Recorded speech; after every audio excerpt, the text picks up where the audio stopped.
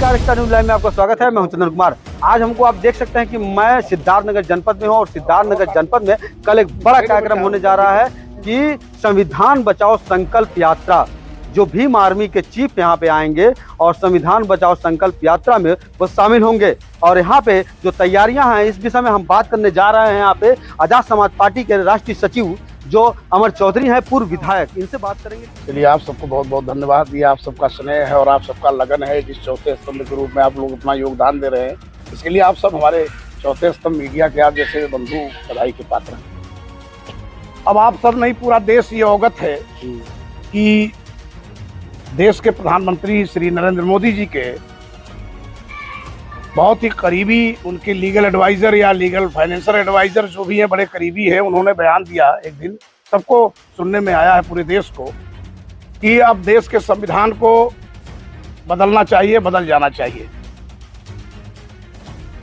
हम लोग तो सुना करते थे, पूरा देश दुनिया जानता है कि संशोधन करने का किसी भी आर्टिकल का तो प्राविधान है, लेकिन उस पवित्र संविधान को बदलने की बात भारतीय जनता पार्टी के मन में आरएसएस वालों को आ गया है। तो कहीं ना कहीं से इसीलिए अपने करीबी सलाहकार से इस तरह से बयान दिलाया जा रहा है। तो उसको लेकर के हम नहीं, देश के 140 करोड़ लोगों में एक ऐसी आक्रोश की स्थिति उत्पन्न हो गई कि जिस पवित्र संविधान को आजाद भारत के बाद 32 शैक्षिक योग्यता और 9 भाषाओं के धारा प्रवाह जानकार प्रचंड विद्वान महामानव परम पूज्य बाबा साहब डॉक्टर भीमराव अम्बेडकर ने जी इस देश को दिया। हाँ, बैठ बात जी, समाज को दिया। और उस पवित्र संविधान को, जो पूरी दुनिया से सबसे पवित्र और सबसे बड़ा संविधान भारत देश का कॉन्स्टिट्यूशन है, उसको बदलने की बात डबल इंजन की सरकार के अगुआ पछुआ सभी लोग करना चाहते हैं।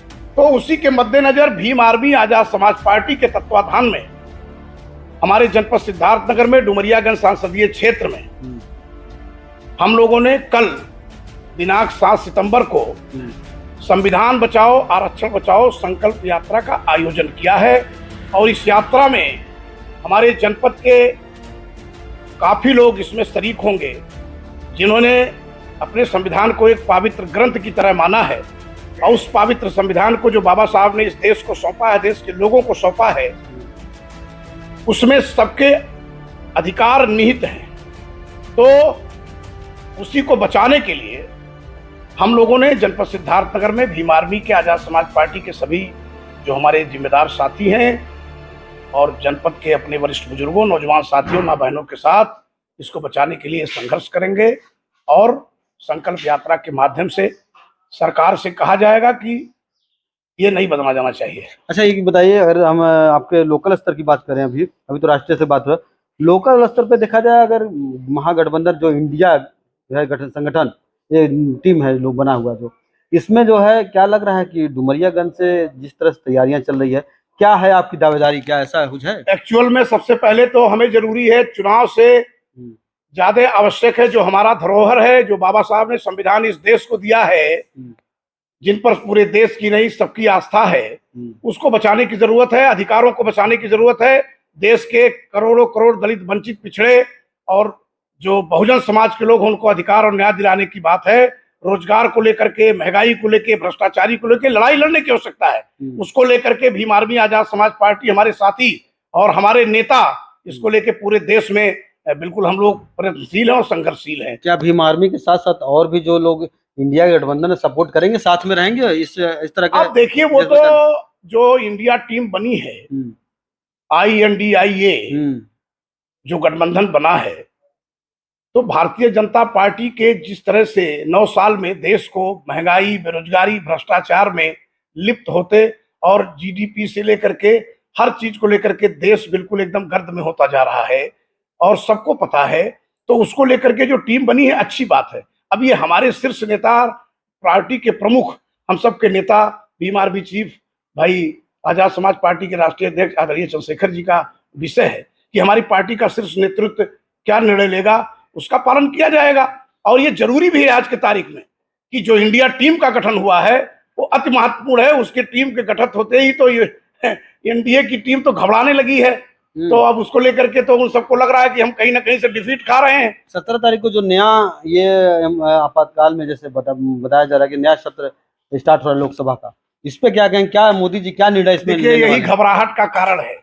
इससे पता चल जाता है कि एनडीए टीम, मोदी जी की टीम, मोदी जी स्वयं पूरी टीम के साथ भारतीय जनता पार्टी घबराई हुई है इंडिया टीम को सशक्त देखते हुए, और दिन ब दिन इंडिया टीम सशक्त होती जा रही है। बताया जा रहा है कि चुनाव समय से पहले होने वाला है, क्या तो करेंगे, क्योंकि उनको पता है कि 4 प्रांतों को जब चुनाव होना दिसंबर के लास्ट तक, तो उनमें उनको तो डिफीट खाना ही खाना, उनको पता भी चल चुका है। उनकी टीम भी, उनका सर्वे टीम भी बता चुकी है।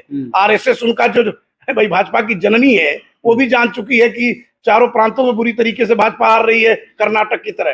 जिस तरह से देश में वारदात हुए, घटना हुई मणिपुर से लेकर तमाम चीजों को लेकर के, सड़क पर पहलवान बेटियों से लेकर के पुलवामा में शहीद हुए हमारे नौजवानों को लेकर के, उसके बाद आपका बनारस का पुल लेकर के, उड़ीसा का रेल हादसा लेकर के, और उसके बाद वहां मोरबी का पुल लेकर के, तो जिस तरह से किसानों के 750 लोगों का शहीद हो जाना काला कानून के तहत, तो तमाम चीजों पर सरकार के किसी मंत्री ने तो आज तक नैतिकता का आधार भी इस्तीफा दिया नहीं। तो जनता में पोल खुल गई भाजपा की कि किसी के खाते में 15 लाख रुपया मिले या ना मिले, बरसों बरस से इंतजारी करते रह गए देश के लोग। और सरकार बनते ही भाजपा के लोगों ने ऐसा सिस्टम बनाया कि हर 30 मिनट में 15 लाख रुपया भाजपा खाते में जा रही है। तब तो इतना लंबा 3,592 करोड़ रुपया उनके खाते में हो गया है, भाजपा के खाते में हो गया है, तो कहां से आया है? अच्छा ये बताइए, उन लोगों को क्या समझाएंगे जो बीजेपी में रह के आपके अपने लोग हैं, जो ओबीसी समाज के हैं और भी लोग हैं, जिनके ऊपर बीजेपी पूरी तरीके से सब गेम खेलती है, क्या उन लोगों को क्या कहना चाहेंगे कि वो सत्ता में? उसी चीज को लेकर के तो भीम आर्मी आजाद समाज पार्टी, हमारे नेता, हम लोग संघर्ष कर रहे हैं कि अपने ओबीसी और बहुजन समाज के लोगों को बताया जाए कि जिस तरह से एक टुकड़ा फेंक करके और शासन कर रहे हैं, लूट रहे हैं देश को, हम लोगों को, और तेल नून चना चावल दे करके बलगला रहे हैं, रोजगार दूर कर दिया, महंगाई चरम सीमा पर पहुंच गई, और उसके बाद भ्रष्टाचार चरम सीमा पर पहुंच गया है।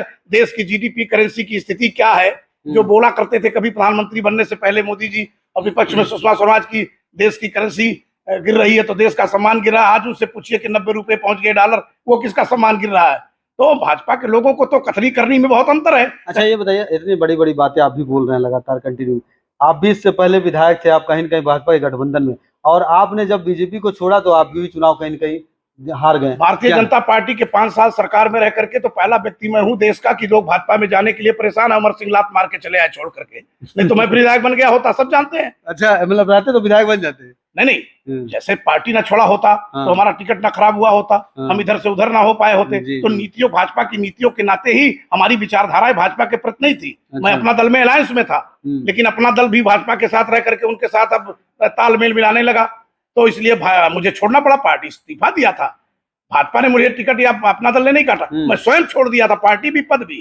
तो जैसे दिखाया जाए कि ये अपना दल हो गया, निषाद पार्टी हो गया, ऐसे ऐसे कई छोटे छोटे संगठन है जो बताते हैं कि हम ओबीसी के नेता हैं, तो क्या ये इस तरीके से क्या ओबीसी का ये लोग क्या? भारतीय जनता पार्टी के साथ चाहे निषाद पार्टी हो चाहे अपना दल हो, ये पारिवारिक पार्टी है। जो दूसरों को तो लगाते हैं पारिवारिक उपरोध, संजय निषाद साहब को देख लीजिए और अनुप्रिया जी को, पति पत्नी को देख लीजिए, अपने घर परिवार को देख लीजिए कि मिनिस्टर ये भी बने, मिनिस्टरों बने, घर परिवार के लोग लड़े, और जब टिकट भाजपा के साथ मिले तो उसको कहीं ना कहीं से औने पौने में अपना उल्टा सीधा करके टिकट दे लोगों को। इसीलिए उनके साथ चिपके हुए व्यक्तिगत के नाते।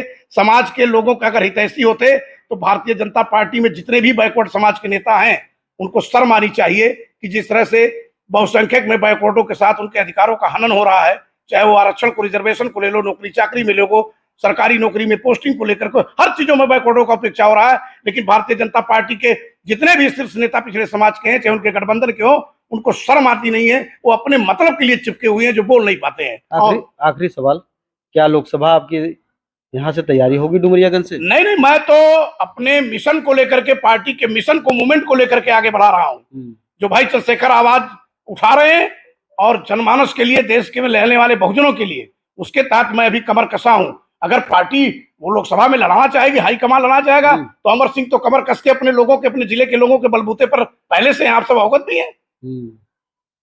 चलिए बहुत बहुत धन्यवाद। तो ये थे अमर सिंह, तेज तर्रार नेता हैं, बताया जाता है कि कभी भी हर बातों का वो जवाब देते हैं, और कहीं न कहीं ये डुमरियागंज लोकसभा में ये जो कल संकल्प यात्रा है, संविधान बचाओ यात्रा है, उस पे ये अभी इन्होंने बताया, और इनका कहना है कि अगर शीर्ष नेतृत्व हमको चाहेगा तो हम लोकसभा के लिए बिल्कुल लड़ेंगे। पूर्वांचल में क्वालिटी एजुकेशन और एक्सीलेंट प्लेसमेंट के लिए राष्ट्रीय और अंतर्राष्ट्रीय पुरस्कारों से सम्मानित KIPM गीडा गोरखपुर।